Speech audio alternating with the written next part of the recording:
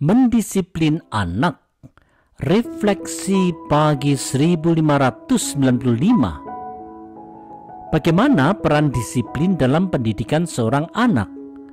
Mari dengarkan petunjuk dari Amsal 23 ayat 13 dan 14. Janganlah segan-segan mendidik anakmu.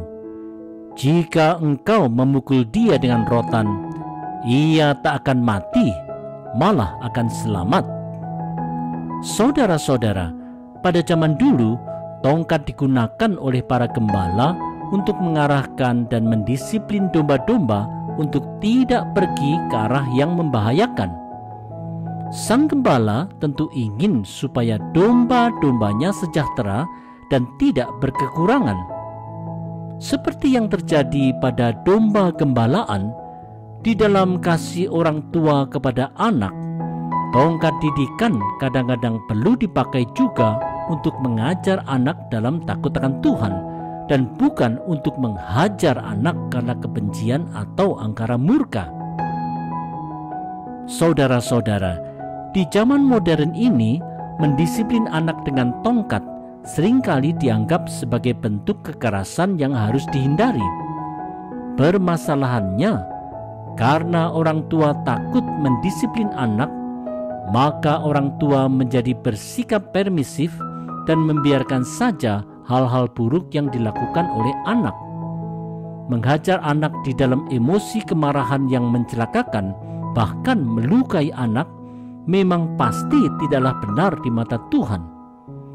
Meskipun demikian, dalam peran sebagai gembala yang baik, orang tua harus juga berani mendisiplin anak di dalam sikap hikmat dan takut akan Tuhan.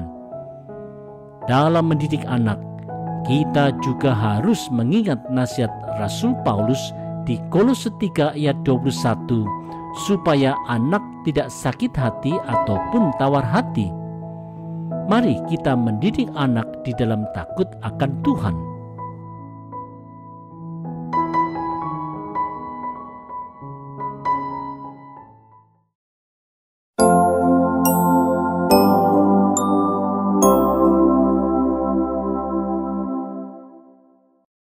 Menjadi pendidik bijak.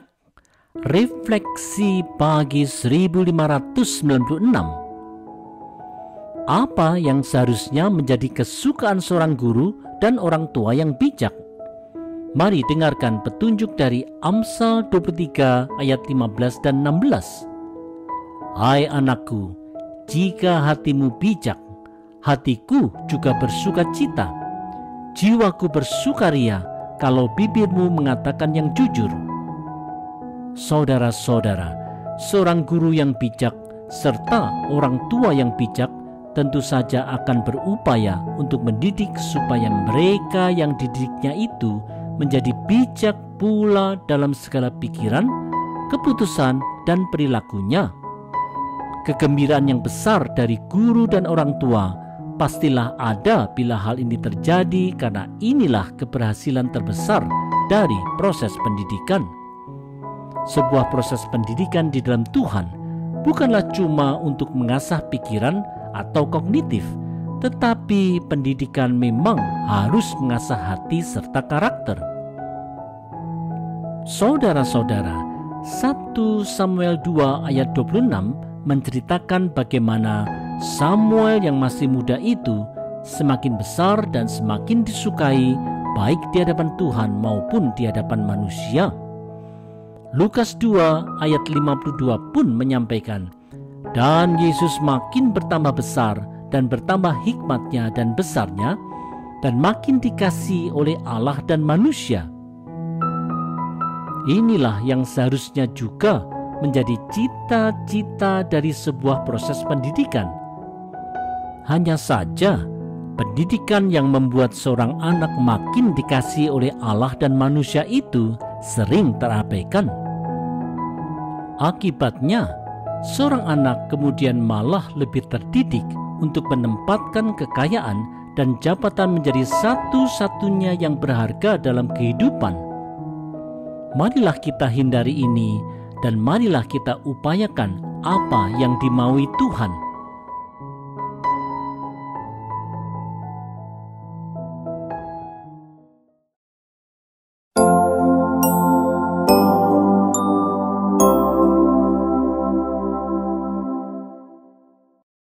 Masa depan penuh harapan.